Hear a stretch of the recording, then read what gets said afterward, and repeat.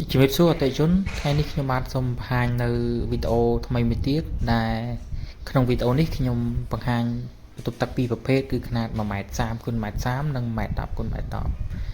ដែលនេះជាបន្ទប់ទឹក 1.30 ម៉ែត្រx 1.30 ម៉ែត្រយើងចូលទៅក្នុងគឺប្រភេទបង្គន់អង្គុយ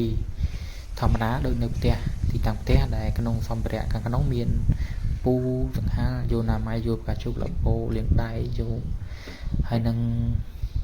ចានបង្គន់អង្គុយបាទជាប្រភេទចុចទឹកសម្ភារៈខាងក្នុងគឺដូចរូបទាំងអស់បាទនេះយើងទើបតែតឡើងរួចថ្មីទេជូនអតិថិជនហើយផ្នែកខាងលើយើងមានស្លាបព្រាដែលអាចឲ្យចរន្តខ្យល់ចេញចូលបានងាយស្រួលប្រើប្រាស់នៅពេលដែលប្រើប្រាស់គឺមិនហប់មិនក្តៅហើយនេះជាប្រភេទខ្នាត 1.10 x 1.10 ម៉ែត្រជាប្រភេទបង្គន់អង្គុយចောင်းហោងបាទខុសតែចានបង្គន់និងទំហំទេចានបង្គន់នេះក៏ជាប្រភេទចុចទឹកដែរមិនបាច់ប្រើទឹកចាក់ទេបាទសម្រាប់អតិថិជនដែលមានតម្រូវការបង្គន់ចម្លាតប្រើប្រាស់សម្រាប់ទីតាំងផ្ទះការដ្ឋានដីចម្ការហេតុផ្សេងៗអាចទំនាក់ទំនងតាមលេខទូរស័ព្ទ3ប្រព័ន្ធបានបាទសូមអរគុណ